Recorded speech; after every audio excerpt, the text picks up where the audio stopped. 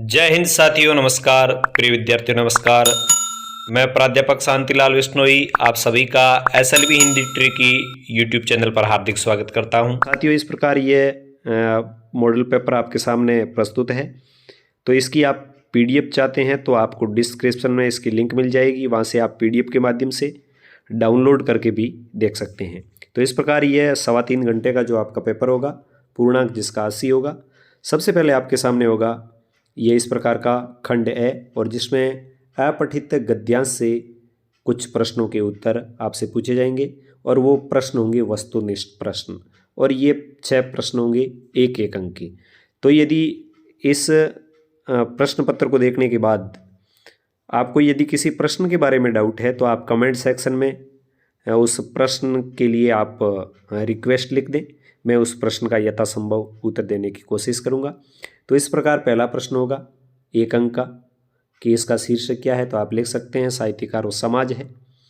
फिर एक साहित्यकार की दृष्टि और मन कैसा होता है, तो साहित्यकार की दृष्टि है वो पैनी होती है, मन संवेदनशील होता है। आंखों पर पट्टी बांधना, मुहावरे का अर्थ पूछा है, तो आप लिख सकते हैं कि जानबूझकर वास्तविकता को नकारना। फिर प्रश्न चौथा है समाज का पथ निर्माता और पथ प्रदर्शक किसे कहा गया है, तो साहित्यकार को कहा गया है। साहित्य का जीवन के साथ संबंध कैसा होता है, तो घनिष्ठ संबंध होता है। और इस गद्यांश का जो अंतिम प्रश्न होगा वो है कि सौंदर्य को देखने और परखने की अद्भुत शक्ति किसमें होती है, तो ये होती है साहित्यकार में। इसके बाद जो आगे का प्रश्न होगा वो अपठित काव्यांश का होगा। अपठित काव्यांश ध्यान रहे, ये अपनी पाठ्यपुस्तक में आपको कहीं नहीं मिलेगा। अपठित है, जो आपने पहले कहीं पढ़ा नहीं है। ये भी 6 प्रश्न होंगे 1-1 अंक के, तो कुल ये भी 6 अंक का होगा। और ये मैंने यहाँ पे इस प्रकार काव्यांश दिया है, इसको आप देख सकते हैं कि अर्जुन देखो किस तरह कर्ण सारी सेना पर टूट रहा। तो मतलब भगवान श्री कृष्ण हैं वो अर्जुन से कह रहे हैं, और किसके बारे में बात हो रही है, कर्ण के बारे में हो रही है। तो यहाँ कुछ प्रश्न इस प्रकार है, देखिए आप। श्री कृष्ण ने अर्जुन से कर्ण की किस बात की प्रशंसा की, तो उसकी वीरता की प्रशंसा की। कवि ने समरवन का सिंह किसको माना, तो यहाँ पर समरवन का सिंह है वो कर्ण को माना गया है। फिर इसका जो प्रश्न नंबर 3 है, अर्जुन और कर्ण की वीरता के बारे में कौन सब कुछ जानता है, तो श्री कृष्ण जानते हैं। श्री कृष्ण की दृष्टि में सबसे बड़ा वीर कौन है, तो वो है कर्ण। इसके बाद प्रश्न नंबर 5, कमल वन में कुंजर धूम मचाता, पंक्ति में कुंजर शब्द का क्या अर्थ है, तो कुंजर का अर्थ हाथी है। और इसके बाद जो छठा प्रश्न है वो है युद्ध क्षेत्र में कर्ण की वीरता देखकर श्री कृष्ण के नेत्र हो गए, तो श्री कृष्ण के नेत्र निहाल हो गए। अब इस प्रकार दूसरा प्रश्न शुरू होता है, उसमें रिक्त स्थान से संबंधित 6 प्रश्न होंगे 1-1 अंक के। हृदय को द्रवित एवं प्रसन्नचित कर देने वाली शब्दावली से युक्त काव्य में काव्य गुण कौन सा होता है, तो प्रिय विद्यार्थियों इसमें काव्य गुण होगा वो होगा माधुर्य। इसके बाद रस के अपकर्षक और बाधक तत्वों को क्या कहा जाता है, तो उनको कहा जाता है काव्य दोष, काव्य दोष कहा जाता है। फिर है प्रश्न नंबर 3 इसका, रोला दोआ और रोला का सम्मिश्रण किस छंद में होता है, तो यहाँ पे आपसे लिख सकते हैं कि इसका सम्मिश्रण है वो कुंडलिया में होता है। हरिगीति का छंद के सम चरणों में और विषम चरणों में कितनी मात्राएं होती है, तो साथियों यहाँ पर सम चरणों में भी 28 मात्राएं होती है और विषम चरणों में भी 28 होती है। ध्यान रहे आपको 16 और 12 पर यति के योग से कुल मात्राएं वो 28 होती है। जहाँ बार बार वर्णों की आवृत्ति होती है वहाँ अलंकार कौन सा होता है, तो ये सर्वविदित है, यहाँ पे अनुप्रास अलंकार होगा। और जहाँ उपमेय और उपमान में समानता बताई जाती है तो वहाँ पर उपमा अलंकार होता है, ठीक है, जहाँ पर समानता बताई जाए, दोनों की समान गुण के कारण तुलना की जाए। अब प्रश्न नंबर 3 शुरू होगा वो लघुत्तरात्मक प्रश्नों का होगा, और ये कुल 12 प्रश्न होंगे 1-1 अंक के, और इनकी शब्द सीमा होगी 20 अंक। तो यमक अलंकार का उदाहरण, रूपक अलंकार को उदाहरण सहित स्पष्ट करें, मीडिया की भाषा में एंकर बाइट क्या है, समाचार लेखन की सर्वाधिक लोकप्रिय शैली क्या है, कविता का जन्म किस परंपरा से माना जाता है, तो ये अभिव्यक्ति और माध्यम जो पाठ्यपुस्तक है उसमें से है, तो इसमें वाचिक परंपरा है। और ये उल्टा पिरामिड शैली है। नाट्य शास्त्र में नाटक का शरीर किसे कहा गया है, और पत्रकारी विशेषज्ञता का क्या अर्थ है, कहानी का प्रारंभिक नक्शा क्या होता है, कार्नेलिया का गीत किस संग्रह से लिया गया है, यह दीप अकेला कविता में दीप किसका प्रतीक है, बालक बच गया गुलेरी के निबंध का मूल प्रतिपाद्य क्या है, और ब्रजमोहन व्यास का संबंध किस संग्रहालय से था। तो 12 प्रश्न है। यदि किसी प्रश्न का आपको उत्तर पता नहीं हो तो आप कमेंट कर सकते हैं, मैं उसका उत्तर देने का प्रयास करूंगा। इसके बाद खंड ब शुरू होगा। इसमें प्रश्न नंबर 4 से लगाकर 15 तक के आपको उत्तर देने हैं। शब्द सीमा 40 रहेगी। 12 प्रश्न होंगे, प्रत्येक प्रश्न 2 अंक का, मतलब ये भाग होगा आपके 24 अंक का। समाचार लेखन और फीचर लेखन में क्या अंतर है, फ्रीलांसर पत्रकार किसे कहते हैं, लेखक पसोवा क्यों जाना चाहता था, यह दीप अकेला कविता का मूल प्रतिपाद्य क्या है, जयशंकर प्रसाद और केशवदास में से किसी एक कवि का साहित्य परिचय आपको लिखना है। तो जयशंकर प्रसाद या केशवदास में से। बिस्कोर की माटी पाट में आए सांपों की प्रजातियों के नाम लिखने हैं आपको। भरत ने श्री राम के प्रति अपने प्रेम को किस प्रकार व्यक्त किया। रामचंद्र शुक्ल अथवा चंद्रधर शर्मा गुलेरी में से किसी एक साहित्यकार का साहित्य परिचय लिखना है। तो आपको यहाँ पे एक कवि का परिचय लिखना था 2 अंक, और यहाँ पे आपको किसी साहित्यकार का लेखक का परिचय लिखना है। प्रश्न नंबर 12 था कि सूरदास अपने पैसों के बारे में किसी को बात क्यों नहीं बताना चाहता। भूप दादा सांप थे, छिपकली थे, वनमानुष थे या रोबोट थे, लेखक ने ऐसा क्यों कहा। प्रश्न नंबर 14 प्राचीन काल में मालवा किस महत्व के लिए जाना जाता था। और प्रश्न नंबर 15 लेखक ने आधुनिक भारत के नई शरणार्थी किसे और क्यों कहा। तो इस प्रकार साथियों ये प्रश्न हो गए आपके 15, और फिर 15 तक प्रश्न हो गए, और फिर खंड शुरू होता है स, जिसमें 16वां प्रश्न होगा, और इसमें 3 अंक का प्रश्न होगा। और प्रश्न इस प्रकार है, अपना सोना खोटा तो परखिया का कौन दोष, लेखक ने ऐसा क्यों कहा, कच्चा चिट्ठा पाठ के आधार पर लिखिए। अथवा आप ये कर सकते हैं, लेखक ने स्वातंत्र्योत्तर भारत की सबसे बड़ी ट्रेजेडी किसे और क्यों कहा, जहाँ कोई वापसी नहीं पाठ के आधार पर लिखिए। तो इनमें से कोई एक करना है, अंक मिलेंगे आपको 3। इसके बाद प्रश्न नंबर जो 17 है वो इस प्रकार है, काशी की प्राचीनता भव्यता आधुनिकता का अद्भुत सम्मिश्रण है बनारस कविता। यानी बनारस कविता में काशी की प्राचीनता के बारे में, भव्यता के बारे में और आधुनिकता के बारे में बताया गया है, कैसे समझाइए। 3 अंक का ये प्रश्न है। अथवा आप ये कह सकते हैं कि सत्य की पहचान और पकड़ अत्यंत मुश्किल है, कैसे, सत्य कविता के आधार पर लिखिए। फिर प्रश्न नंबर जो 18 होगा वो होगा आपके 4 अंक का, और उसमें पूछा जाएगा कि हम जिसे विकास की औद्योगिक सभ्यता कहते हैं वह उजाड़ की अपसभ्यता है, लेखक ने ऐसा क्यों कहा। अथवा आप ये कर सकते हैं, तो हम 100 लाख बार फिर बनाएंगे कथन से सूरदास की किस हृदयगत विशेषता का पता चलता है, सूरदास की झोंपड़ी पाठ के आधार पर समझाइए। इसके बाद पेपर का खंड द होगा, वो होगा सप्रसंग व्याख्या का, और उसमें आपको प्रसंग और व्याख्या लिखनी होगी, जिसमें 1 अंक प्लस 4 अंक बराबर 5 अंक। मतलब मैं आपसे ये कहूँगा कि आप प्रसंग लिखें, प्रसंग के बाद आप व्याख्या लिखें, और व्याख्या के बाद आप उसका विशेष भी जरूर लिखें। तो ये आपके है काव्यांश, यानी जिसको आप कह सकते हैं पद्यांश, और वो पाठ्य पुस्तक का होगा पद्य भाग से, और अथवा में दिया हुआ होगा। तो आप ये कर सकते हैं, यह अरुण मधुमय देश है हमारा, जो जयशंकर प्रसाद का पाठ है।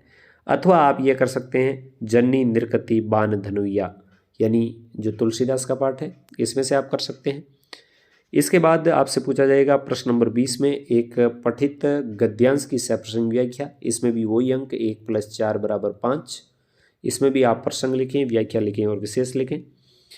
तो आप इस प्रकार लिख सकते हैं कि भारत की सांस्कृतिक विरासत यूरोप की तरह म्यूजियम और संग्रहालयों में जमा नहीं है, ये कर सकते हैं। या जो हर गोविंद वाला ये पाठ है, इसको भी आप कर सकते हैं। इन दोनों में से किसी एक ही आप व्याख्या लिख सकते हैं।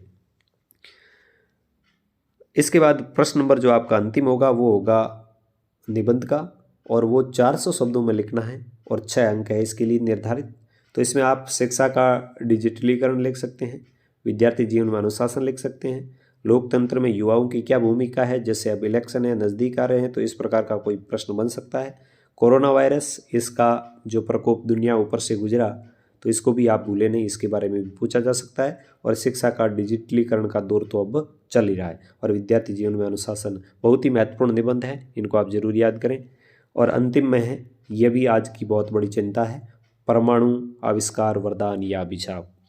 तो साथियों इस प्रकार यह मॉडल प्रश्न पत्र आपके सामने था। कक्षा 12 हिंदी साहित्य अभिव्यक्ति और माध्यम पाठ्य पुस्तक का पाठ पत्रकारीय लेखन के विभिन्न रूप और लेखन प्रक्रिया। तो साथियों, इस वीडियो को शुरू करने से पहले मेरा आप सभी से निवेदन, विद्यार्थियों से विशेष निवेदन कि इस वीडियो को आप पूरा देखें। आपका ये पूरा चैप्टर इस वीडियो में क्लियर होगा। वीडियो को लाइक करें, साथियों को शेयर करें ताकि उनका भी कुछ भला हो सके, उनको भी बोर्ड परीक्षा में लाभ मिल सके। और यदि आप चैनल पर पहली बार आए हैं, पहली बार मेरे चैनल का वीडियो देख रहे हैं, तो चैनल को सब्सक्राइब जरूर करें। तो साथियों, इसमें मैंने पहला प्रश्न इस प्रकार बनाया है कि समाचार लेखन में किस लेखन शैली का प्रयोग होता है। समाचार लेखन में किस लेखन शैली का प्रयोग होता है? तो सही उत्तर है उल्टा पिरामिड लेखन शैली। दूसरा प्रश्न है, समाचार लेखन में कुल कितने ककारों का प्रयोग किया जा सकता है? तो प्रिय विद्यार्थियों, समाचार लेखन में अधिकतम जो ककार होते हैं उनकी संख्या होती है 6। इसके बाद इससे आगे का प्रश्न है कि विशेष रिपोर्ट में किस बात पर जोर दिया जाता है? विशेष रिपोर्ट में किस बात पर जोर दिया जाता है? और इसका सही उत्तर है वो है तथ्यों की खोज और विश्लेषण पर। प्रश्न नंबर 4, समाचार पत्रों में छपने वाले विचारपरक लेखों के नाम लिखिए। तो कौन कौन से विचारपरक लेख होते हैं जो समाचार पत्र में छपते हैं? तो लेख है, टिप्पणियां हैं और संपादकीय। इन सभी को क्या कहा जाता है? विचारपरक लेख। अच्छा प्रश्न है। प्रश्न नंबर 5 है, अच्छा लिखने के लिए आवश्यक शर्त क्या है? यदि आप अच्छा लिखना चाहते हैं तो उसके लिए आवश्यक शर्त क्या है? तो इसके लिए पहली शर्त है अच्छा पढ़ना। अच्छा पढ़ना मतलब जाने माने लेखकों की रचनाएं ध्यान से पढ़ना। इसके बाद बहुत ही महत्वपूर्ण प्रश्न आया है कि आमतौर पर पत्रकार कितने प्रकार के होते हैं? तो आमतौर पर पत्रकार 3 प्रकार के होते हैं। छोटा प्रश्न पूछा जा सकता है खाली जगह का। और उसमें कौन कौन से होते हैं? पूर्णकालिक पत्रकार, अंशकालिक पत्रकार और फ्रीलांसर पत्रकार, जिसको कहते हैं स्वतंत्र पत्रकार। इसके बाद अच्छा प्रश्न और है कि फ्रीलांसर पत्रकार किसे कहते हैं? फ्रीलांसर पत्रकार कौन होता है? जैसा कि नाम से विदित है, वो फ्री है, उस पर कोई बंधन नहीं है। तो वे पत्रकार जो खास अखबार से संबंध नहीं रखते हुए, किसी एक अखबार से उनका संबंध नहीं होता है और वेतन के आधार पर स्वतंत्र रूप से अलग अलग अखबारों के लिए लिखते हैं, उन्हें फ्रीलांसर पत्रकार कहा जाता है। यहाँ पे बीच में खाली जगह जो ज़्यादा छूट गई है, इसको आप खाली जगह नहीं माने। तो वे पत्रकार जिनका किसी एक अखबार से संबंध नहीं होता और भुगतान के आधार पर, पेमेंट के आधार पर, वेतन के आधार पर स्वतंत्र रूप से अलग अलग अखबारों के लिए लिखते हैं, उन्हें फ्रीलांसर पत्रकार कहते हैं। मैं फिर कहूँगा, बहुत ही महत्वपूर्ण प्रश्न है। प्रश्न नंबर 8, पत्रकारिता और सृजनात्मक साहित्य में मूलभूत अंतर क्या है? तो इनमें मूलभूत अंतर है कि पत्रकारिता में तथ्यों पर जोर होता है, जबकि सृजनात्मक साहित्य में कल्पना का अंश भी हो सकता है, जिसका पत्रकारिता में कोई स्थान नहीं होता। मतलब पत्रकारिता में कल्पना नहीं हो सकती, साहित्य में कल्पना हो सकती है। संवाददाता किसे कहते हैं? कौन है संवाददाता? तो किसी अखबार में समाचार लिखने वाले पूर्णकालिक और अंशकालिक जो पत्रकार होते हैं, उन्हें कहते हैं संवाददाता। अच्छा प्रश्न है।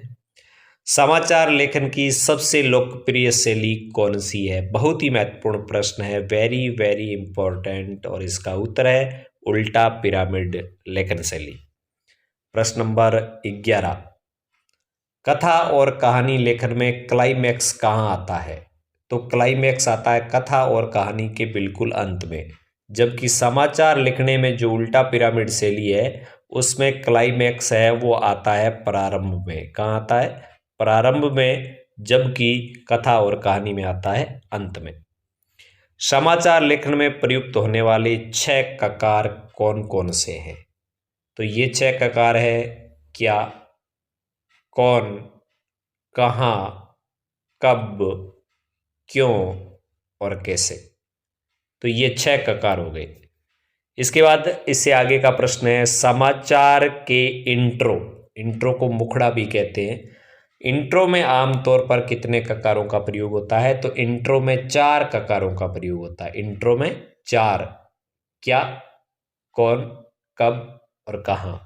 अब इसके अलावा जैसे ऊपर हमने पढ़ा कि कैसे है या क्यों है, कैसे और क्यों है इनका होता है समापन में प्रयोग।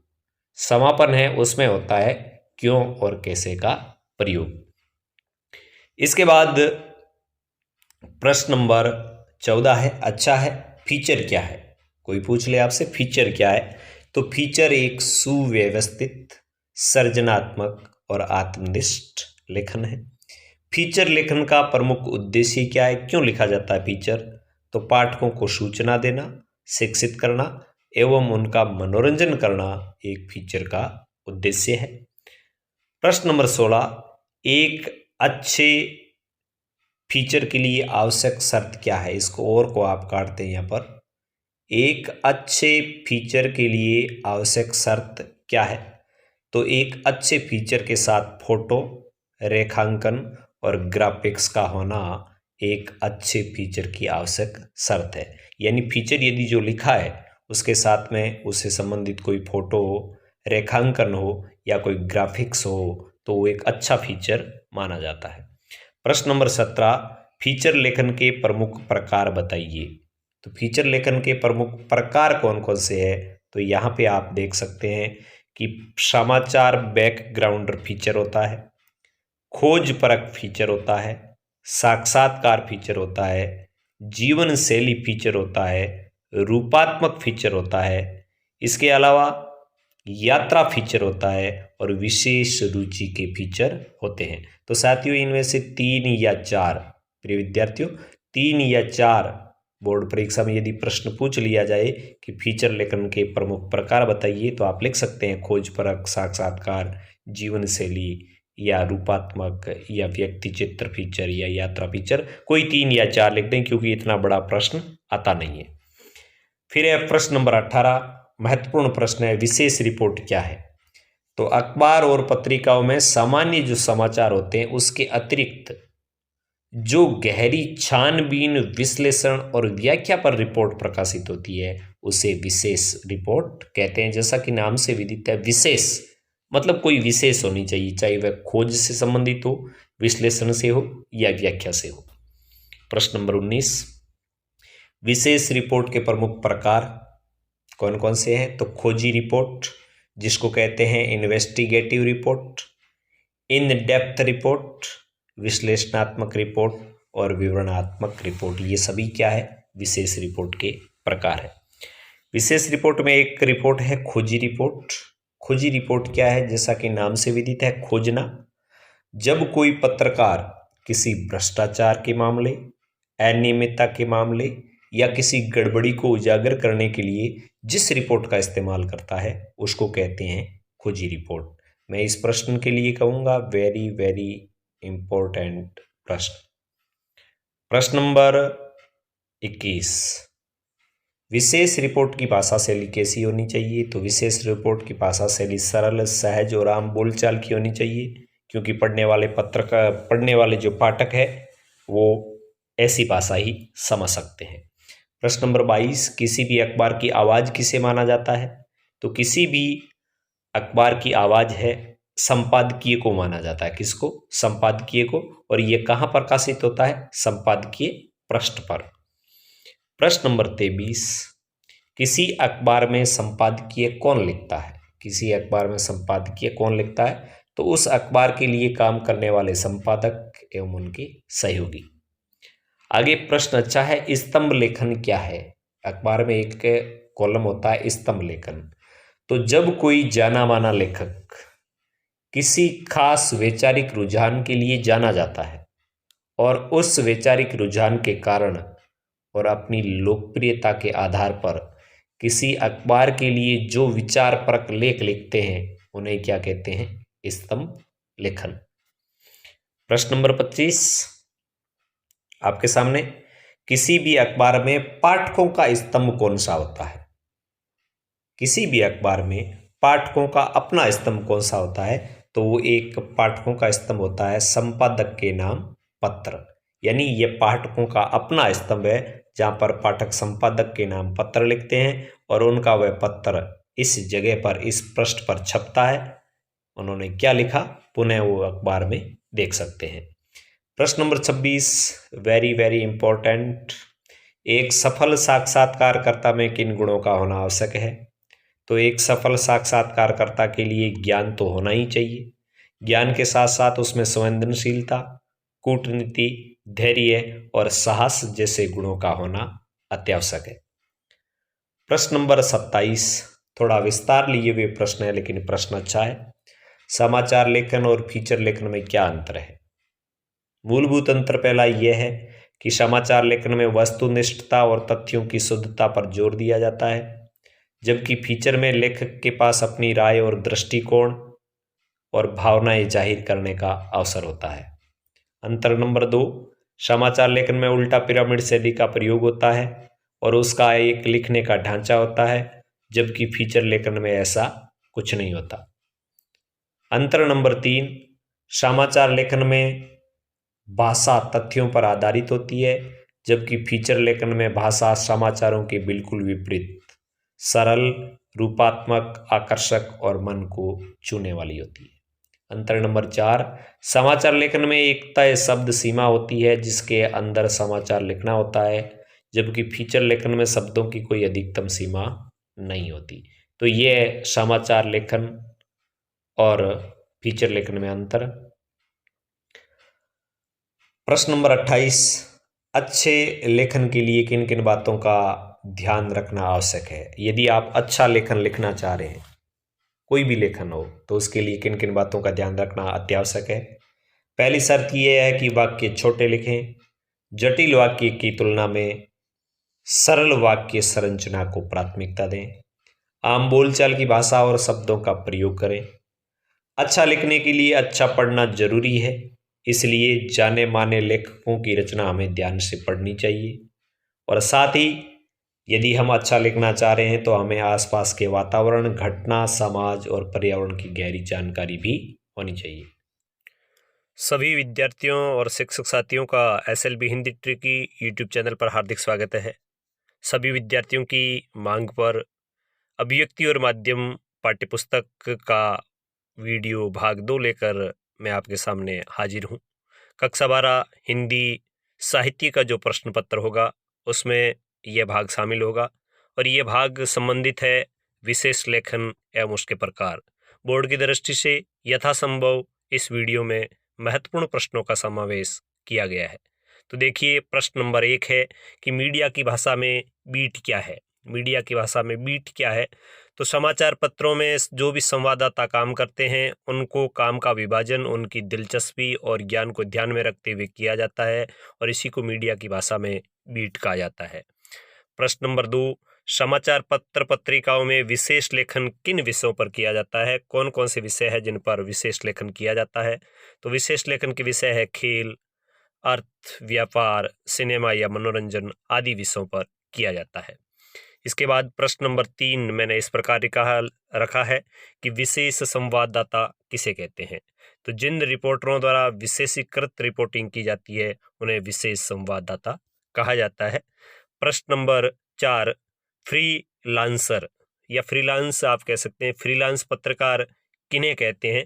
तो एक निश्चित भुगतान लेकर अलग अलग समाचार पत्र और पत्रिकाओं के लिए समाचार लेखन करने वाले जो पत्रकार होते हैं उन्हें फ्रीलांस पत्रकार कहते हैं।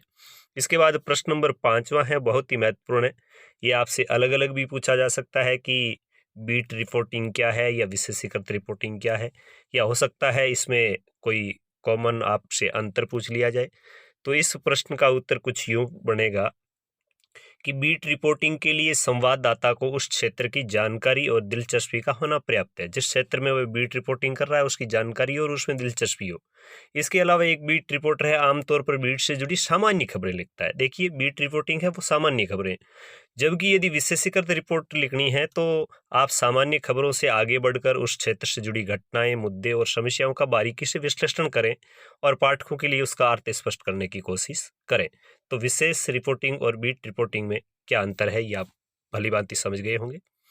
प्रश्न नंबर 6, क्रिकेट की कमेंट्री करने वाले प्रसिद्ध 2 व्यक्तियों के नाम लिखिए। तो यहाँ पर संजय बैनर्जी, नरोत्तम पुरी, आकाश चोपड़ा या हर्षा भोगले ये क्रिकेट की कमेंट्री करने वाले हैं।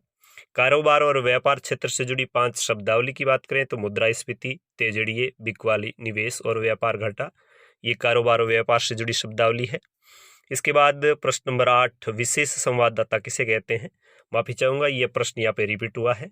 विशेषीकृत रिपोर्ट करने वाले रिपोर्टर को विशेष संवाददाता कहा जाता है। प्रश्न नंबर 9 इस प्रकार है कि विशेष लेखन की किन्हीं 5 क्षेत्रों के नाम लिखिए। किन किन 5 क्षेत्रों में विशेष लेखन होता है? खेल, अर्थ, व्यापार, विज्ञान प्रौद्योगिकी, कृषि और पर्यावरण, ये विशेष लेखन के क्षेत्र है। इसके बाद बात करें प्रश्न नंबर 10 की, और तो प्रश्न नंबर 10 इस प्रकार है कि कारोबार और अर्थ जगत से जुड़ी रोजमर्रा की खबरें किस शैली में प्रकाशित होती है? तो वो कारोबार और अर्थ जगत से जुड़ी रोजमर्रा की खबरें उल्टा पिरामिड शैली में लिखी जाती है। एक बात का विशेष ध्यान रखें, समाचार जो पत्र होते हैं या समाचारों की जो सबसे लोकप्रिय शैली होती है वो उल्टा पिरामिड शैली ही होती है। इसके बाद प्रश्न नंबर 11 है, विशेषीकृत पत्रकारिता से आप क्या समझते हैं? तो वह पत्रकारिता जो किसी घटना की तह में जाकर यानी गहराई में जाकर उसका अर्थ स्पष्ट करे, पाठकों को उसका महत्व समझाए, उसे हम कहते हैं विशेषीकृत पत्रकारिता। इसके अलावा आगे का प्रश्न है कि डेस्क से आप क्या समझते हैं या डेस्क किसे कहते हैं? तो जो भी समाचार पत्र है, टीवी है या रेडियो है, चैनल है, उनमें विशेष लेखन के लिए एक अलग से डेस्क होता है जिन पर समाचारों को संपादन करके छपने योग्य बनाया जाता है, तो उसे कहते हैं डेस्क। अब प्रश्न आगे का यह है कि बीट रिपोर्टर की रिपोर्ट कब विश्वसनीय मानी जाती है? तो बीट रिपोर्टर को अपने बीट यानी क्षेत्र है उसकी छोटी बड़ी जानकारी एकत्रित करके कई स्रोतों द्वारा उसकी पुष्टि करके विशेषज्ञता हासिल करनी चाहिए, तब जाकर उसकी खबर है विश्वसनीय मानी जाती है। प्रश्न नंबर 14, विशेष लेखन क्या है? तो विशेष लेखन क्या है? अखबारों के लिए समाचारों के अलावा, सामान्य समाचारों के अलावा खेल, अर्थ, व्यापार, सिनेमा और मनोरंजन आदि विभिन्न क्षेत्रों और विषयों से संबंधित घटनाएं, समस्याएं आदि से संबंधित लेखन विशेष लेखन कहलाता है। इस प्रकार के लेखन की भाषा और शैली अन्य जो समाचार होते हैं उनसे थोड़ी अलग होती है। इसके बाद प्रश्न नंबर 15 कि विशेष लेखन की भाषा शैली संबंधी क्या विशेषताएं हैं? तो इसकी विशेषता यह है कि विशेष लेखन किसी विशेष विषय पर या जटिल विषय पर या तकनीकी क्षेत्र से जुड़े विषयों पर किया जाता है, जिसकी अपनी विशेष तकनीकी शब्दावली होती है। इस शब्दावली से संवाददाता को अवश्य परिचित होना चाहिए। उसे इस तरह लेखन करना चाहिए कि रिपोर्ट को समझने में परेशानी न हो। जहाँ तक संभव हो विशेष लेखन उल्टा पिरामिड शैली में करना चाहिए। तो यह विशेष लेखन की भाषा शैली। इसके बाद प्रश्न नंबर 16 इस प्रकार है कि आज विशेष लेखन के कौन कौन से क्षेत्र महत्वपूर्ण माने जाते हैं आज के संदर्भ में? तो आज खेल, कारोबार, सिनेमा, मनोरंजन, फैशन, स्वास्थ्य विज्ञान, पर्यावरण विज्ञान, शिक्षा, जीवन शैली, रहन सहन जैसे क्षेत्र है वो विशेष लेखन हेतु महत्वपूर्ण है। आगे का प्रश्न, इसके लिए मैं कहूँगा कि बहुत ही महत्वपूर्ण प्रश्न है आपके लिए कि पत्रकारीय विशेषज्ञता क्या है? एक होती है विशेषज्ञ, एक होती है पत्रकारीय विशेषज्ञता। तो पत्रकारीय विशेषज्ञता क्या है, इसका उत्तर आप यहाँ देखें। पत्रकारीय विशेषज्ञता का अर्थ है कि व्यावसायिक रूप से आप भले ही प्रशिक्षित न हो, लेकिन इसके बावजूद जिस विषय में आप पत्रकारिता कर रहे हैं उस विषय में जानकारी और अनुभव के आधार पर अपनी समझ को इस हद तक विकसित करें कि उस विषय या क्षेत्र में घटने वाली घटनाओं और मुद्दों की आप सहजता से व्याख्या कर सकें और पाठकों के लिए उसके मायने स्पष्ट कर सकें कि वह पाठकों के लिए किस कदर उपयोगी है। प्रश्न नंबर 18 अच्छा प्रश्न है, आजकल पत्रकारिता में कौन सी विशेषज्ञता की मांग अक्सर की जाती है? तो आजकल पत्रकारिता में मास्टर ऑफ वन यानी एक विषय में विशेषज्ञता की मांग की जाती है। जैसे खेल है तो खेल में एक में विशेषज्ञ है तो वह विशेष लेखन कर सकता है। अर्थ है, अर्थ में है। व्यापार है, व्यापार में है। स्वास्थ्य है, स्वास्थ्य में है। यानी किसी एक क्षेत्र में विशेषज्ञता हासिल कर लेना आज की पत्रकारिता की मांग है। प्रश्न नंबर 19वां है, विशेष लेखन में विशेषज्ञता हासिल कैसे करें? यदि आप विशेष लेखन करना चाह रहे हैं तो विशेष लेखन में विशेषज्ञता हासिल कैसे करें? तो इस प्रश्न का उत्तर मैंने यहाँ पे पॉइंटों से यथासंभव दिया है, तो इन बातों का आपको ध्यान रखना पड़ेगा। पहला, संबंधित विषय यानी जिस विषय में आप विशेष लेखन करना चाह रहे हैं उसमें कम से कम उच्चतर माध्यमिक यानी 10+2 या स्नातक स्तर की शिक्षा आपके पास होनी चाहिए। पॉइंट नंबर 2, ध्यान रखने की बात यह कि विषय से संबंधित खूब पुस्तकें पढ़नी चाहिए। जिस विशेष लेखन से आप जुड़ने जा रहे हैं उससे संबंधित पुस्तकें पढ़ें। स्वयं को हमेशा अपडेट रखें। पॉइंट नंबर 4, संबंधित विषय से जुड़ी खबरों और रिपोर्टों की कटिंग करके उसकी फाइल संधारित करें। पॉइंट नंबर 5, संदर्भ सामग्री जुटा कर रखें। शब्दकोश और एनसाइक्लोपीडिया भी आपके पास होने चाहिए। और पॉइंट नंबर 6 जो ध्यान रखने का है, संबंधित विषय में निरंतर दिलचस्पी और सक्रियता का आप भाव रखें। तो ये 5-6 पॉइंट है जिनको आप देखकर कर सकते हैं। प्रश्न नंबर 20वां है कि स्पिन, एलबीडब्ल्यू और गूगली आदि शब्दावली किस खेल से संबंधित है? तो ये आपके है क्रिकेट से। तो आज कैसे बनती है कविता? तो यह अपने महत्वपूर्ण प्रश्नों की कक्षा 4 है, यह चौथा भाग है और इसमें हम कैसे बनती है कविता इस अध्याय के महत्वपूर्ण प्रश्नों की बात करेंगे। इससे पहले जितने भी भाग है, भाग 1, भाग 2 और भाग 3, वो तीनों इस YouTube चैनल पर अपलोड कर रखे हैं। वहां जाकर आप चारों भाग देख सकते हैं और हिंदी अनिवार्य और साहित्य में सम्मिलित अभिव्यक्ति और माध्यम जो पाठ्यपुस्तक है इसके महत्वपूर्ण प्रश्न पढ़ सकते हैं। ये सभी आपको SLB Hindi tricky YouTube channel पर मिलेंगे। तो आज बात करते हैं इन महत्वपूर्ण प्रश्नों की, जिसमें पहला प्रश्न इस प्रकार है। देखिए आप, पहला प्रश्न कि कविता का जन्म किस परंपरा से माना जाता है, और इसका सही उत्तर है वाचिक परंपरा। ठीक है। प्रश्न नंबर 2 है, कविता का प्रथम अंग कौन सा माना जाता है? कई अंग है लेकिन उसमें प्रथम अंग माना जाता है शब्द। प्रश्न नंबर 3 है, कविता शब्दों का खेल है यानी प्ले विद द वर्ड्स, यह कथन किसका है? तो यह कथन है WH ऑर्डेन का। इसके बाद प्रश्न नंबर 4 है, वो है कविता की पहली शर्त मानी जाती है। कविता की पहली शर्त किसे माना जाता है? तो कविता की पहली शर्त है वो है शब्दों से मेलजोल। इसके बाद 5वां प्रश्न है, हिंदी कवि सुमित्रा नंदन पंत ने, ध्यान दें, हिंदी कवि सुमित्रा नंदन पंत ने कविता के लिए किस भाषा की आवश्यकता पर बल दिया? बहुत ही अच्छा प्रश्न है और वो भाषा थी चित्र भाषा। उन्होंने कहा कविता के लिए भाषा कैसी हो? चित्र भाषा। प्रश्न नंबर 6, कविता की आंतरिक लय और अनिवार्य तत्व माना जाता है। तो बिंब और छंद है वो कविता की आंतरिक लय है और ये कविता के लिए अनिवार्य तत्व है। प्रश्न नंबर 7, कविता के प्रमुख अंग या घटक कौन कौन से हैं? कई अंग होते हैं कविता के, जैसे कविता के लिए भाषा का होना, भाषा का ज्ञान होना जरूरी है।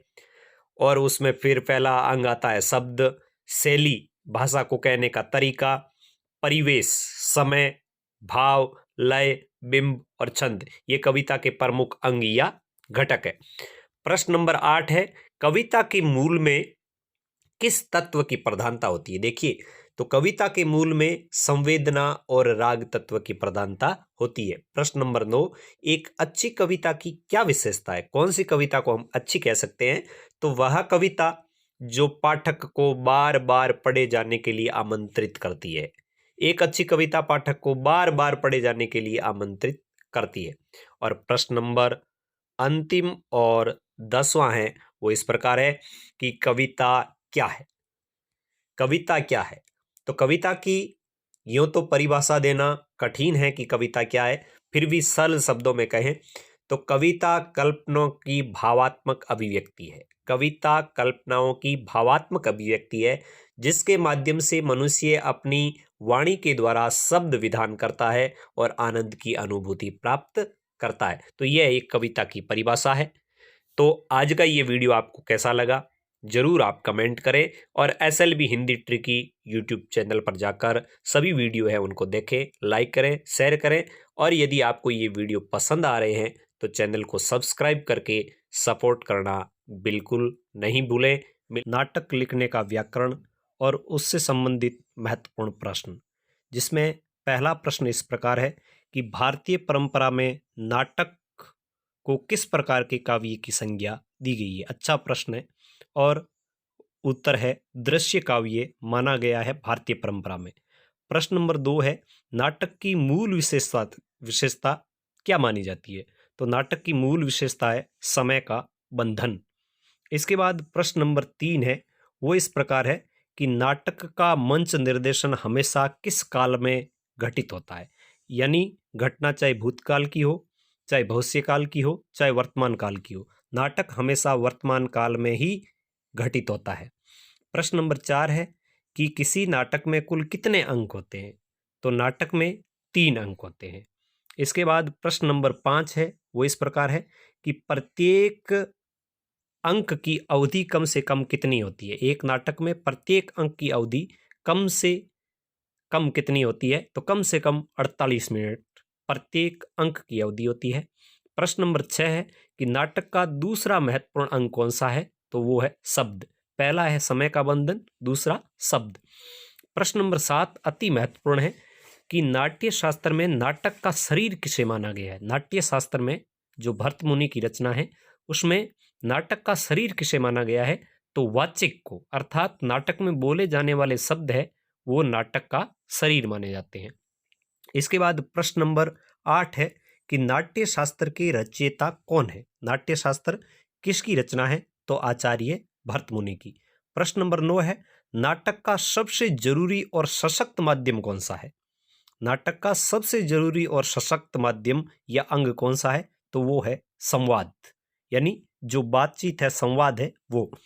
प्रश्न नंबर 10 है कि नाटक में प्रतिरोध का सबसे सशक्त माध्यम है। प्रतिरोध यानी विरोध जो दर्ज कराया जाता है, प्रतिरोध का या नाटक के जो भाव है वो कहाँ व्यक्त होते हैं? तो वो होते हैं रंगमंच पर।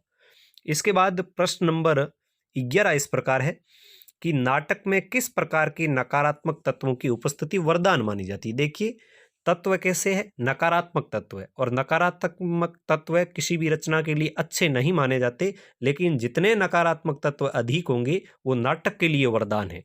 तो नाटक में यदि असंतुष्टि का भाव है, छटपटाहट का भाव है, प्रतिरोध का भाव है, अस्वीकार का भाव है, तो वो नाटक के लिए वरदान माने जाते हैं। इसके बाद आगे का प्रश्न नंबर 12 है, वो इस प्रकार है कि एक सफल नाटक के लिए नाटककार को किन किन बातों का ध्यान रखना अत्यावश्यक है? किन किन बातों का ध्यान रखें? तो ये अच्छा प्रश्न है। पहला प्रश्न है कि नाटक में अधिक से अधिक संक्षिप्त और सांकेतिक भाषा का प्रयोग करें। पॉइंट नंबर 2 कि संवाद है वो क्रियात्मक होने चाहिए, यानी संवाद अपने आप बोले। पॉइंट नंबर 3 दृश्य, शब्दों को दृश्य बनाने की भरपूर क्षमता हो, यानी शब्द ऐसे हो जो दृश्य उत्पन्न करे। पॉइंट नंबर 4 शब्द व्यंजक भाव से युक्त हो, यानी उनमें कोई न कोई व्यंग्य नीत हो। पॉइंट नंबर 5 शिल्प या रचना की पूरी जानकारी और अनुभव हो, यानी जो भी नाटककार है उसको शिल्प और रचना की पूरी जानकारी और उसका अनुभव हो।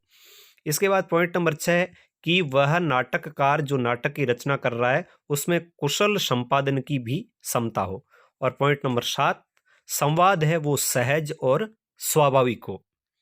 इसके बाद प्रश्न नंबर 13 इस प्रकार है, महत्वपूर्ण प्रश्न है ये भी, कि नाटक के प्रमुख अंग कौन कौन से हैं? तो नाटक के प्रमुख अंग में समय का बंधन, शब्द, कथ्य और संवाद, ये किसी भी नाटक के महत्वपूर्ण अंग है।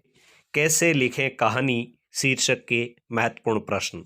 तो इसमें देखिए, पहला ही प्रश्न है कि कहानी का केंद्रीय बिंदु होता है। कहानी का केंद्रीय बिंदु क्या होता है? और इसका जवाब है कथानक। कहानी का केंद्रीय बिंदु होता है कथानक। प्रश्न नंबर 2 इस प्रकार है कि कहानी में कथानक क्या होता है?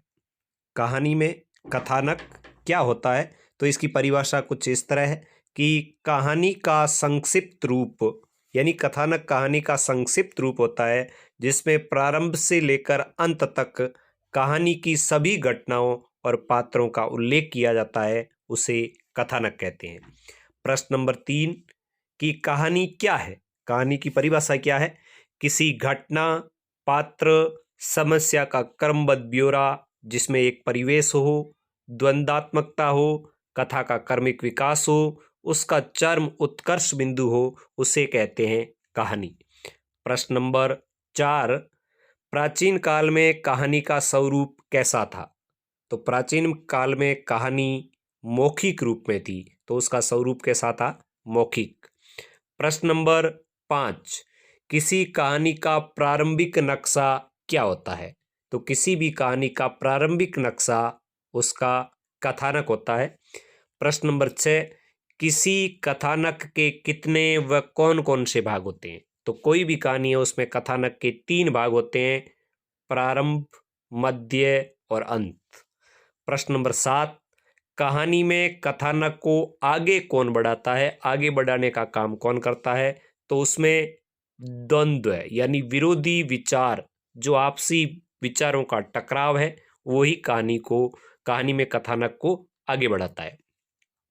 प्रश्न नंबर 8, कि कोई कहानी कला सीखना चाहता है तो उसका कारगर उपाय क्या है?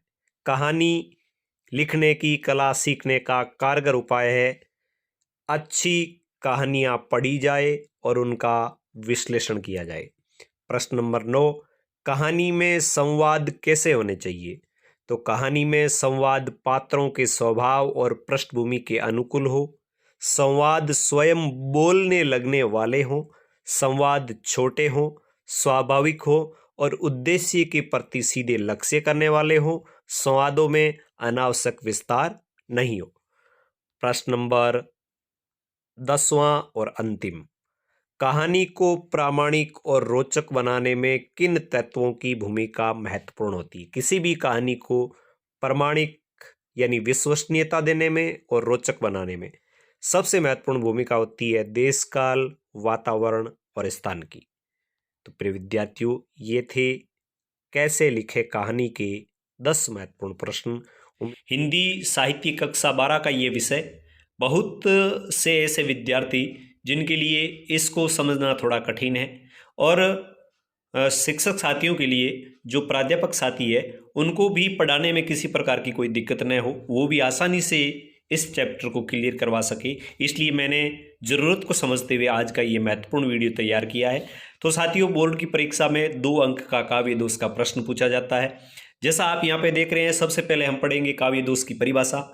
तो जिस प्रकार हमने पढ़ा था कि काव्य गुण क्या है, तो काव्य की शोभा बढ़ाने वाले, काव्य में उत्कर्ष करने वाले जो तत्व है, रसास्वादन में उत्कर्ष करने वाले, उनको अपन काव्य गुण कहते थे। तो काव्य दोष क्या है? यदि हम मम्मट महोदय के मतानुसार परिभाषा में देखें तो वो काव्य का दोष क्या मानते हैं कि आचार्य मम्मट ने अपनी काव्य परिभाषा में दोषहीनता को काव्य का एक लक्षण माना है। उन्होंने कहा है कि जो दोषहीन है वो ही काव्य है। यहाँ पे इन्होंने स्पष्ट कहा है, देखिए एक परिभाषा में, कि तद दोषो, देखिए यहाँ पर तद दोषो शब्दार्थ हो, यानी तद दोषो शब्द और अर्थ सगुणावलीकृत पुनः क्वापी च, मतलब वो क्या कहते हैं, या अदोषों का तात्पर्य दोषहीनता है। काव्य वह शब्दार्थ है, मम्मट क्या कहते हैं कि काव्य वह शब्दार्थ है जो दोषहीन हो, गुणों से युक्त हो और कभी कभी अलंकार रहित हो, उनको उन्होंने क्या माना? काव्य माना। तो देखिए, काव्य मम्मट के अनुसार काव्य क्या है? जिसमें कोई दोष नहीं हो, जो गुणों से युक्त हो और जिसमें कभी कभी है वो अलंकार से भी रहित हो। अब यदि हम सर्वमान्य बोर्ड परीक्षा में पूछे जाने योग्य परिभाषा की बात करें कि हम बोर्ड की परीक्षा में परिभाषा क्या लिखें, तो परिभाषा आप ये लिखेंगे कि ये दोष काव्य के मुख्य अर्थ की प्रतीति में बाधा पहुंचाते हैं। तो आप ये लिखेंगे कि वे गुण, वे धर्म, वे तत्व जो काव्य के मुख्यार्थ में बाधा उत्पन्न करते हैं, काव्य के रसास्वादन में बाधा उत्पन्न करते हैं। आप ये कह सकते हैं कि वे तत्व जो काव्य के रसास्वादन में बाधा उत्पन्न करते हैं, उन्हें हम काव्य दोष कहते हैं। दोष शब्द, अर्थ और रस, इन तीनों के सौंदर्य में व्याघात उत्पन्न करता है। दोष क्या करता है? दोष शब्द में, दोष अर्थ में और रस, इन तीनों के सौंदर्य को समाप्त करता है, उसमें बाधा डालता है। शब्द का सौंदर्य है उसको अपकर्ष करता है, अर्थ का सौंदर्य है उसमें भी अपकर्ष लाता है, और रस का सौंदर्य है उसमें भी अपकर्ष लाता है। तो ये अपकर्षक कारक है। आप कह सकते हैं कि काव्य के रसास्वादन में जो अपकर्षक कारक है उनको अपन काव्य दोष कहते हैं, लेकिन जो उत्कर्षक कारक है उनको अपन काव्य गुण भी कहते हैं। तो यहाँ पे परिभाषा आप और स्पष्ट देख लें कि काव्य आस्वाद में बाधक उद्वेगजनक तत्व काव्य दोष कहलाते हैं। काव्य के रसास्वाद में बाधा डालने वाले जो तत्व है उनको काव्य दोष कहते हैं। उद्वेगजनको दोषः, आपके लिए परिभाषा बहुत क्लियर हो गई होगी। और आचार्य विश्वनाथ के अनुसार भी रस के अपकर्षक है वो दोष कहलाते हैं। इस परिभाषा को भी आप देख सकते हैं। तो सर्वमान्य परिभाषा ये है कि काव्य के मुख्य अर्थ में बाधा डालने वाले तत्व है, काव्य के रसास्वादन में बाधा डालने वाले जो तत्व है उनको कहते हैं काव्य दोष। चलिए, काव्य दोष की परिभाषा आपके लिए क्लियर हो गई। अब यहाँ पे कुछ और पंक्तियां।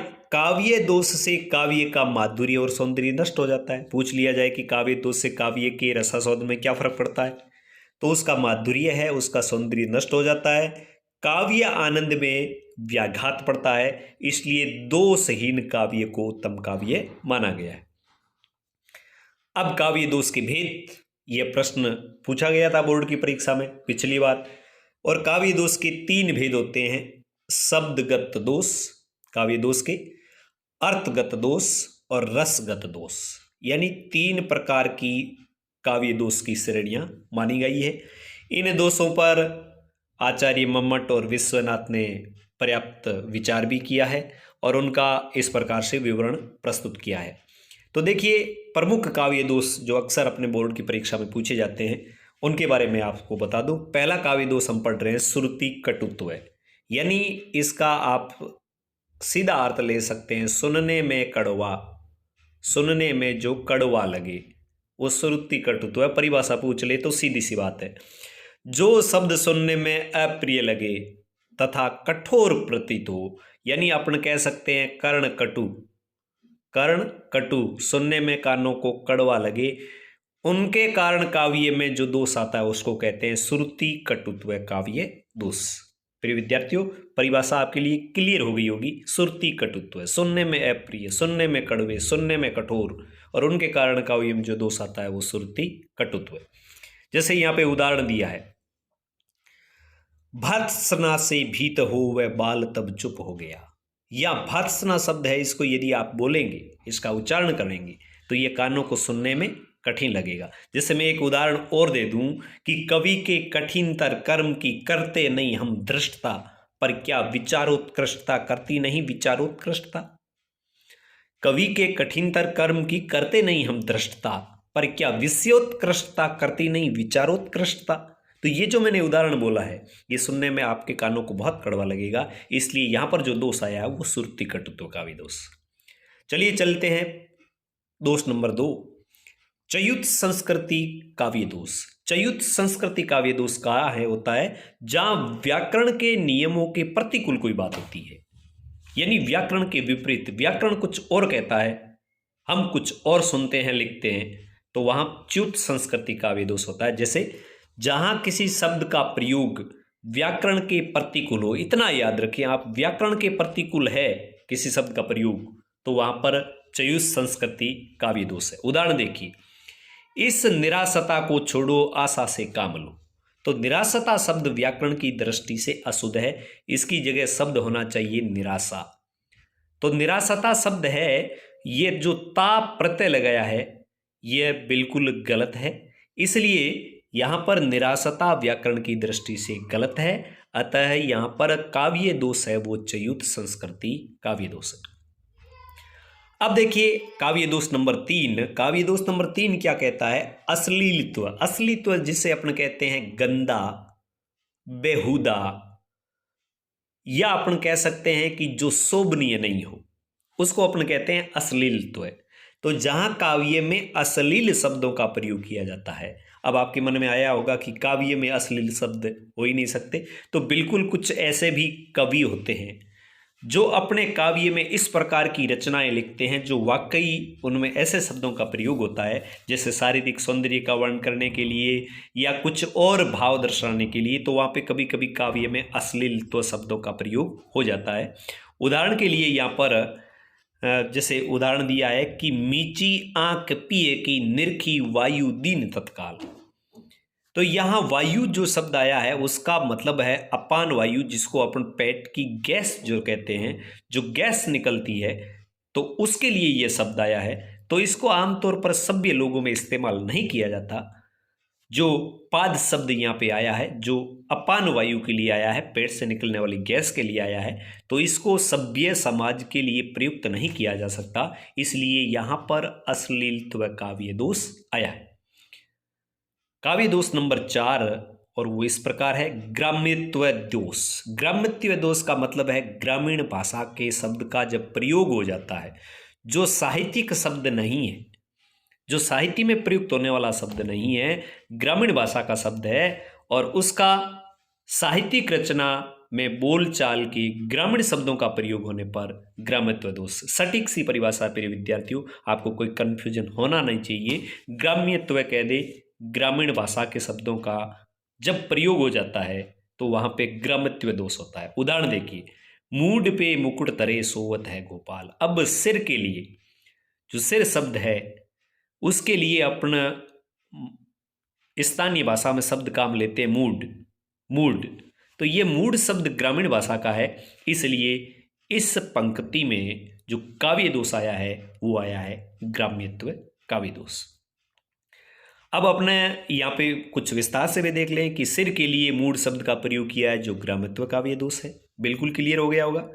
अब है अप्रतीत्व काव्य दोष। अप्रतीत्व क्या है कि लोक व्यवहार में न प्रयुक्त होने वाले शास्त्रीय शब्दों का काव्य में प्रयोग। शब्द कैसे? शास्त्रीय, लोक व्यवहार में उनका प्रयोग नहीं होता है, लेकिन उनका काव्य में जब प्रयोग कर लिया जाता है तो वहां पे होता है अप्रतीत्व दोष। ध्यान से सुने, लोक व्यवहार में प्रयुक्त नहीं होने वाले शास्त्रीय शब्द। अब शास्त्रीय शब्द है, उनका अर्थ तो कोई कोई ही समझ सकता है, सभी लोग नहीं समझ सकते, लेकिन जब ऐसे शब्दों का प्रयोग काव्य में हो जाता है तो वहां पर जो काव्य दोष होता है वो होता है अप्रतीत्व काव्य दोष।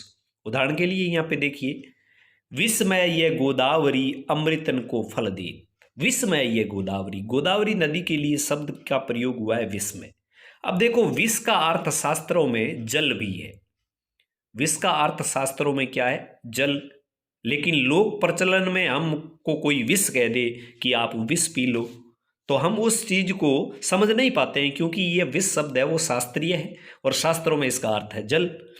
तो ऐसे जब शब्दों का प्रयोग कर लिया जाता है, अब यहाँ पे प्रयोग कर लिया कि विष में ये गोदावरी अमृत को फल दे, विष युक्त ये गोदावरी ये अमृत रूपी फल देती है, तो ये बात अजब नहीं होती। तो यहाँ विष का प्रयोग जल के लिए होता है, जो सामान्यतः लोक में व्यवहार में ये शब्द प्रयुक्त नहीं होता। हम जल के लिए कभी भी विष शब्द का प्रयोग नहीं करते, अतः यहाँ अप्रतीत्व काव्य दोष है। तो समझ में आ गया होगा ये भी आपको। और ये काव्य दोष आपको किस प्रकार से समझ में आ रहे हैं कि नहीं आ रहे हैं, ये क्लास आपको कैसी लग रही है, कमेंट बॉक्स में अपना प्यारा सा एक कमेंट जरूर दें, ताकि और विद्यार्थियों को प्रोत्साहन मिले और वो पूरी क्लास को देखें, सही ढंग से उसको पढ़े। अब आगे है कलिष्टत्व। कलिष्ट का अर्थ होता है कठिनाई से, ठीक है। तो दृष्टकूट पदों में प्रयुक्त ऐसी शब्दावली जिसका अर्थ निकालने के लिए हमें गुणा भाग करना पड़े, कठिनाई से अर्थ निकलता हो, तो वहां पे कलिष्टत्व काव्य दोष माना जाता है। सीधी सी परिभाषा लिखते हैं कि ऐसी शब्दावली जिसका अर्थ समझने के लिए हमें बहुत अधिक कठिनता हो, बहुत अधिक जोड़ गुणा बाकी भाग करना पड़े, तो वहां पे कलिष्टत्व दोष होता है। यानी कहने का मतलब है कि एक ऐसी पदावली है, उसके अर्थ तक पहुंचने के लिए आपको कई प्रकार के अर्थों के चरण से गुजरना पड़ता है, तब जाकर हम उसके मुख्य अर्थ तक पहुंचते हैं। तो ऐसी शब्दावली से युक्त जो रचना है उसमें कलिष्टत्व काव्य दोष माना जाता है। जैसे यहां गोपी है, वो कृष्ण के वियोग में क्या कहती है? वो कहती है, नखत वेद ग्रह जोरी अर्ध करी जो बरजे हम खात। वो कहती है कि भगवान श्री कृष्ण के वियोग में, अब सीधी शब्द तो इसका यह है कि हम भगवान श्री कृष्ण के वियोग में विष खाती है, लेकिन उन्होंने गोपियों ने क्या कहा कि गोपियां कहती है कि कृष्ण के वियोग में हम नखत यानी नक्षत्र कितने हो गए? 27, वेद कितने हो गए? 4, फिर वो कहती है कि ग्रह ग्रह कितने हो गए 9, ठीक है। फिर वो कहती है जोरी करी इनको जोड़कर, यानी 27, 4 31 और 9 40, 40 करके फिर इनका आधा करी, और आधा करने पर यानी इनमें 2 का भाग देने पर आधा करने पर कितना बचता है 20। जो आधा हो जाता है आधा करने पर 20, यानी 20 या 20 हम खा लें, हमें कौन रोकेगा। तो इस पंक्ति का अर्थ निकालने के लिए हमें नक्षत्र कितने हैं 27, वेद कितने हैं 4, ग्रह कितने हैं 9, इनको जोड़कर 40 करके उसका आधा करके उसका जो अर्थ निकला है वहां तक पहुंचने की प्रक्रिया करनी पड़ती है। इसलिए जहां पर इतना कठिनाई से अर्थ निकलता हो वहां पे होता है काव्य दोष, कलिष्ठत्व काव्य दोष। प्रिय विद्यार्थियों, बहुत अच्छी तरीके से मैं उम्मीद करता हूं कि बहुत अच्छी तरीके से मैंने ये आपको समझाया है। आपको समझ में आया कि नहीं आया आप जरूर लिखें। काव्य दोष नंबर 7, न्यून पदत्व है। न्यून पदत्व का अर्थ है कि किसी काव्य पंक्ति में अभिष्ट अर्थ को प्राप्त करने के लिए जितने शब्द होने चाहिए उसमें से किसी शब्द का लोप कर दिया गया हो, यानी पद कम पड़ गया, तो वहां पे न्यून पदत्व काव्य दोष होता है। जहां अभिष्ट, या अभिष्ट का मतलब जिस अर्थ को हम प्राप्त करना चाह रहे हैं उसको सूचित करने वाले पद की कमी हो और अर्थ को स्पष्ट करने के लिए कोई शब्द अपनी ओर से जोड़ना पड़े, तो वहां न्यून पदत्व होता है। अब आप ध्यान देंगे कि राम वन में गए, तो यहां पर जो ये जाया है राम वन में गए, ये सभी पद है, ये सभी पद है। अब यहां पे एक ये काट दे कि राम में गए, तो यहां पे एक पद की कमी पड़ गई है। यहां पे हमें पद जोड़ना पड़ेगा कि राम में गए, लेकिन मैं किस में गए, तो यहां पर वन शब्द हम जोड़ेंगे, इसलिए इस पद की कमी है, कमी को हम कहते हैं न्यून। तो जहां पर किसी पद की कमी हो और अर्थ तक पहुंचने में कठिनाई हो, अर्थ को प्राप्त करने के लिए उस पद को जोड़ना पड़े, तो वहां पे न्यून पदत्व काव्य दोष होता है। उदाहरण देखिए, पानी पावक पवन प्रभु ज्यों असाधु त्यों साधु। यहाँ पे गुण बताया है कि पानी पावक पवन प्रभु साधु और असाधु के साथ सम्मान व्यवहार करते हैं। कवि यह कहना चाहता है, किंतु यहाँ पर सम्मान व्यवहार के लिए कोई शब्द प्रयुक्त नहीं किया है। यहाँ पे तो केवल इतना कह दिया कि पानी पावक पवन प्रभु ज्यों असाधु त्यों साधु। मतलब क्या है, सही व्यवहार कर रहे हैं, गलत व्यवहार कर रहे हैं, क्या कर रहे हैं। तो यहां पे लिखना था कि पानी पावक पवन प्रभु ज्यों असाधु सम त्यों साधु, मतलब कैसा व्यवहार कर रहे हैं। तो कवि कहना चाहता है किंतु समान व्यवहार शब्द को यहाँ पे छोड़ दिया है, जिससे अर्थ में बाधा उत्पन्न हो रही है, अतः यहाँ पे न्यून पदत्व काव्य दोष है। अब इसके ठीक विपरीत अधिक पदत्व, जहां पर निरर्थक पदों का प्रयोग कर लिया जाए, यदि उनको हटा भी दिया जाए तो उसके अर्थ में या सौंदर्य में कोई कमी नहीं आती है। तो जहां पर अधिक पद हो प्रयुक्त, अनावश्यक अधिक, तो वहां पर अधिक पदत्व है। जहां काव्य में अनावश्यक शब्दों का प्रयोग किया जाए वहां अधिक पदत्व दोष होता है। ऐसे अनावश्यक शब्दों को हटा देने से काव्य का सौंदर्य बढ़ता है, घटता नहीं है।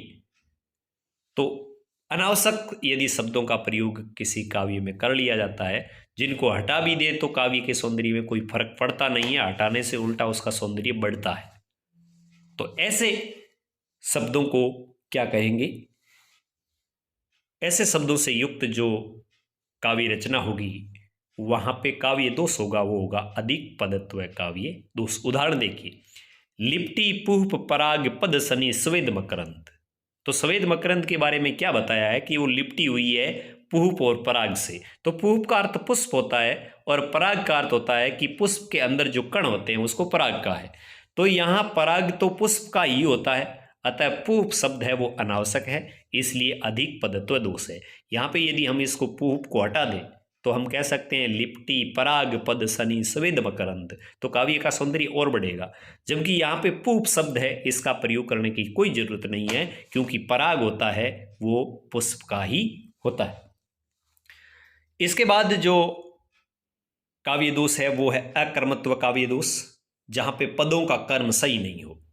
जहां पर जैसे मैंने कहा कि राम वन में गए, अब हम कह दें कि वन में गए राम, तो इस प्रकार यदि पदों का प्रयोग होता है तो वहाँ पर अकर्मत्व दोष होता है। जहाँ कोई पद उचित स्थान पर न होकर अनुचित स्थान पर प्रयुक्त हो, उसका कर्म जोड़ने में कठिनाई हो, वह अकर्मत्व काव्य दोष होता है।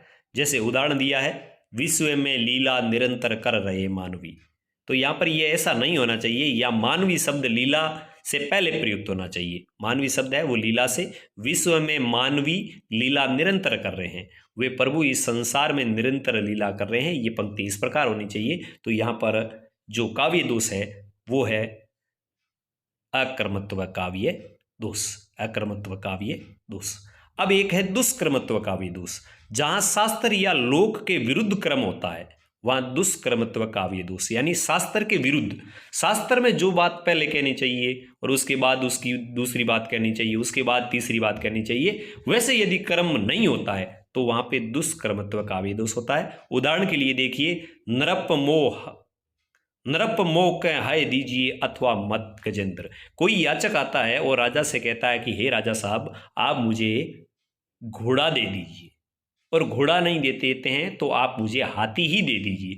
तो यहाँ पर यदि हम स्पष्ट करना चाहें तो याचक को पहले हाथी मांगना चाहिए, फिर हाथी न मिलने पर घोड़े की याचना करनी चाहिए, किंतु यहाँ पहले हाय अर्थात घोड़े की और उसके बाद हाथी की याचना करके लोक विरुद्ध क्रम रखा गया है। अतः यहाँ दुष्कर्मत्व दोष है।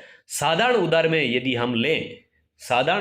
में हम लें तो इसका अर्थ होगा, जैसे आप किसी को कह दे कि आप मुझे 10 रुपये दे दीजिए और 10 नहीं देते हैं तो आप मुझे 20 रुपये ही दे दीजिए। तो ऐसे अर्थ में यहाँ पर एक तरीके से जो काव्य दोष होगा वो काव्य दोष होगा कौन सा? दुष्कर्मत्व काव्य दोष। इसके बाद है पुनरुक्ति दोष। पुनरुक्ति दोष है जहाँ पे बार बार पुनः उक्ति आ जाती है, वहाँ पे पुनरुक्ति दोष है। जहाँ किसी शब्द से किसी अर्थ की प्रतीति हो जाने पर भी उसी अर्थ वाले शब्द का दोबारा प्रयोग होता है तो वहाँ पुनरुक्ति है, यानी पुनः उक्ति आ जाना। उदाहरण जैसे सब को जानत तुम्हें सारे जगत जहान, तो यहाँ पे जगत का अर्थ का भी विश्व है, जहान का अर्थ भी विश्व है, तो पुनः उक्ति आ गई यहाँ पर। सेमी उक्ति, सेमी कथन, यानी जो कथन पहले का है वो का वो कथन दोबारा आ जाए तो उसको कह दिया पुनरुक्ति। तो यहाँ पे आप देख रहे हैं कि जहाँ जगत के बाद जहान का प्रयोग अनावश्यक करने से पुनरुक्ति दोष यहाँ पर आ गया है। इसके बाद साथियों होता है रस दोष, जहाँ भाव व्यंग्य रूप में न होकर स्वयं ही अपना वर्णन करने लगे वहाँ स्वशब्द वाच्य रस दोष होता है। और इसका कोई विशेष फर्क नहीं पड़ता है, क्योंकि रस दोष है उसके बारे में अपने से परीक्षा में पूछा जाए इसकी संभावना बहुत कम है, फिर भी मैंने यहाँ पे दे दिया। उदाहरण के लिए, विस्मृति आ अवसाद घेर ले, नीरवते बस चुप कर दे। तो यहाँ नीरवता की स्थिति में चुप कर दे कहने से स्वशब्द वाच्य रस दोष आ गया है। तो इस प्रकार ये रस दोष की परिभाषा कुछ स्पष्ट यूं भी हो सकती है कि वर्ण प्रतिकूलता के कारण कहीं कहीं इस प्रकार का रस दोष आ जाता है। जैसे श्रृंगार रस में कठोर वर्णों का प्रयोग हो जाए या वीर रस में कोमल वर्णों का प्रयोग हो जाए तो वहाँ पर भी इस प्रकार का दोष आ जाता है, इसलिए ऐसे वर्णों का प्रयोग नहीं होना चाहिए। जैसे यहाँ पे उदाहरण दिया है, मुकुट की उटक लटक विवि कुंड को भों की मटक नेक आँखिन दिखाऊ रे। तो यहाँ पे टय वर्ण की अत्यधिक जो आवृत्ति हुई है उसके कारण भी काव्य के रसास्वादन में बाधा पड़ी है। तो है काव्य गुण।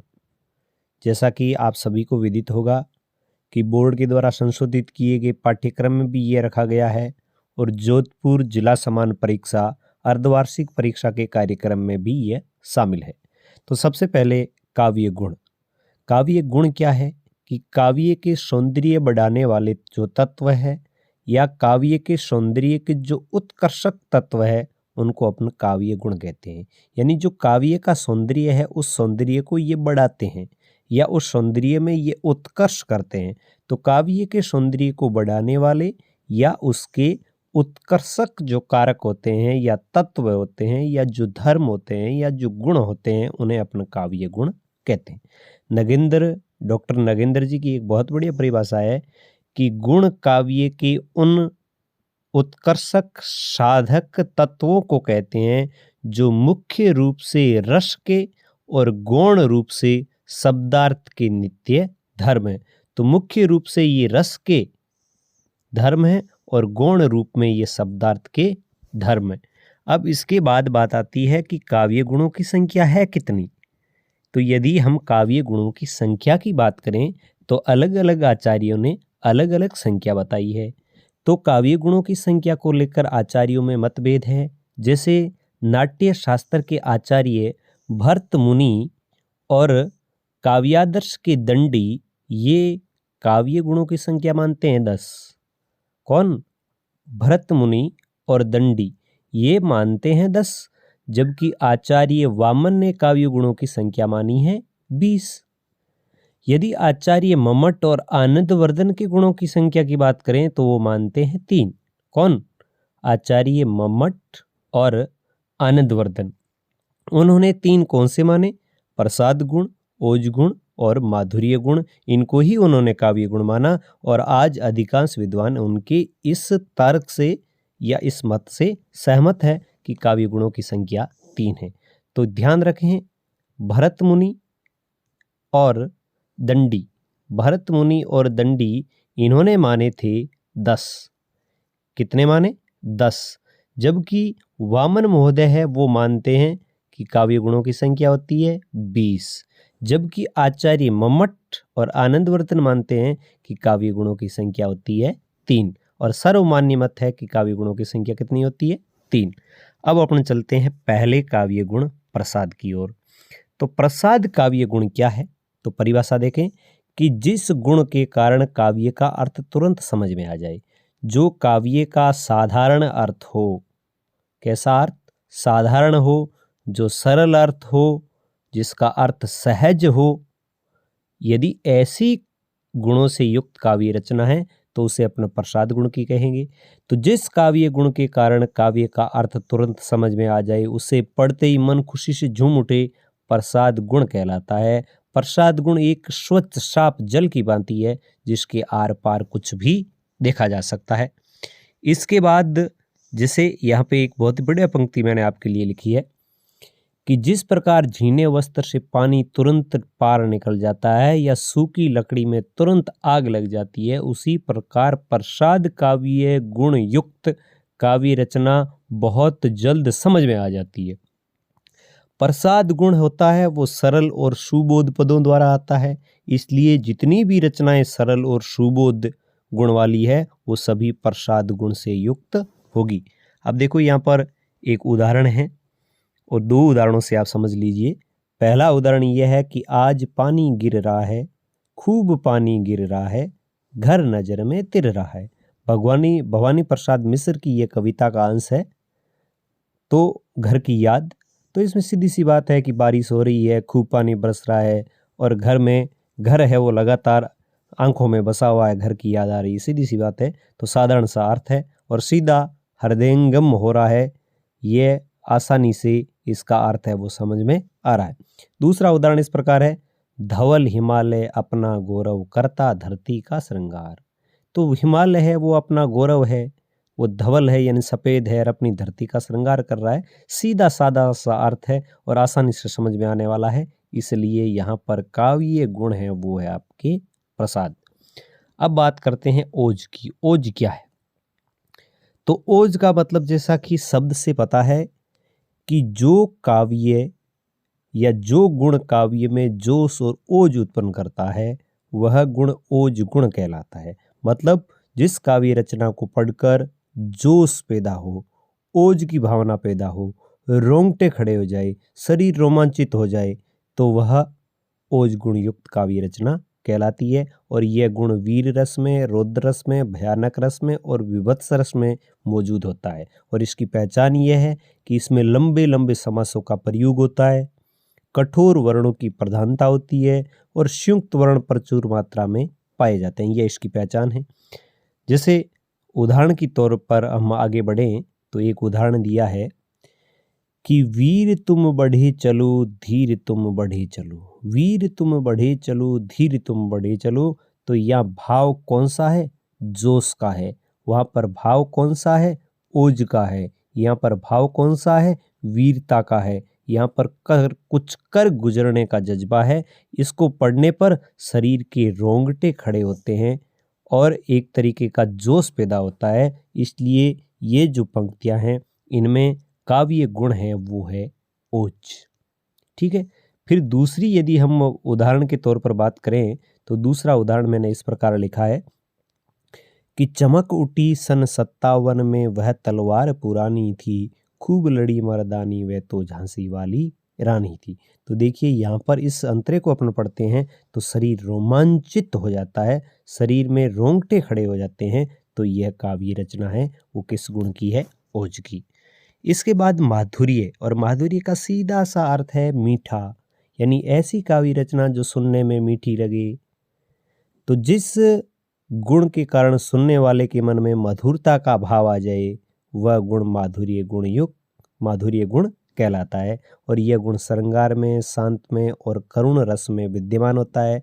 इसमें ओज के ठीक विपरीत लंबे समासों का प्रयोग निषिद्ध है, कठोर वर्णों का प्रयोग भी निषिद्ध है और संयुक्त वर्णों का प्रयोग भी बहुत कम इसमें होता है। जबकि इन तीनों का प्रयोग ओज में होता है जबकि माधुर्य में नहीं होता। माधुर्य का मतलब है मधुरता से। ऐसी काव्य रचना जिनको सुनकर मधुरता जगे, मधुरता का संचार आए, जिसमें मधुरता का अर्थ है मीठा, यानी आनंद की अनुभूति हो, तो वहाँ पर काव्य गुण होता है माधुर्य गुण। जैसे यहाँ पे उदाहरण मैंने आपके लिए उदाहरण नंबर 1 लिखा है वह इस प्रकार है, वह बिनु गोपाल बेरिन भई कुंजे, तब ये लता लगती अति शीतल, अब भई विषम ज्वाल की पुंजे। यानी गोपियाँ कहती है कि भगवान श्री कृष्ण के बिना ये कुंजे हैं, पेड़ों के झुरमुट है, ये दुश्मन की तरह व्यवहार कर रहे हैं। जब भगवान श्री कृष्ण साथ थे तब ये कुंजें बहुत शीतल लगती थी, लेकिन अब वियोग के कारण, उनके वियोग के कारण ये कुंजें हैं वो आग की लपट के समान लग रही है। तो यहाँ पर प्रेम का वर्ण है, यहाँ पर श्रृंगार का वर्ण है। और जब प्रेम और श्रृंगार का वर्ण होता है, जहाँ पर मधुरता की बात होती है, तो वहाँ पर काव्य गुण होता है माधुर्य। दूसरा उदाहरण इस प्रकार है, सखी श्याम की मुरली मन भावती, मेरे मन को नित्य नव भांति नचावती, करती मन में अजीब सी हलचल, श्याम मन भावन के साथ रहूं हर पल। तो ये राधा के विचार है। वो श्याम की जो मुरली है उनको अच्छी लगती है, उस मुरली पर वो नृत्य करती है, उनके मन में अजीब सी हलचल होती है और वो चाहती है कि मैं हमेशा भगवान श्री कृष्ण के साथ रहूं। तो ये यहाँ पर एक तरीके से देखें तो यहाँ पर काव्य गुण है वो माधुर्य है। लेकिन यहाँ इस पंक्ति का आप प्रयोग प्रसाद गुण में भी कर सकते हैं क्योंकि इनके इसका सीधा साधा अर्थ भी निकलता है। तो प्रिय विद्यार्थियों, ये थे काव्य गुण जो 3 हमने पढ़े, प्रसाद, ओज और माधुर्य। और इन 3 काव्य गुणों में 3 काव्य रीति होती है। प्रसाद में काव्य रीति होती है वो होती है पांचाली रीति, और उसके बाद ओज में होती है गोड़ी रीति। कौन सी? गोड़ी रीति। और माधुर्य में होती है वैदर्भी रीति। तो ये 3 काव्य गुणों में 3 काव्य रीतियाँ भी होती है, इसका भी आप जरूर ध्यान रखें। अधिक से अधिक साथियों को शेयर करें, वीडियो को पूरा देखें और चैनल पर पहली बार आए हैं तो चैनल को सब्सक्राइब करना बिल्कुल नहीं भूलें। मिलेंगे किसी और ऐसी महत्वपूर्ण जानकारी के साथ, बोर्ड परीक्षा से पहले हर विषय के आसान हल के साथ। तब तक आज्ञा दीजिए। नमस्कार, जय हिंद, जय भारत, वंदे मातरम।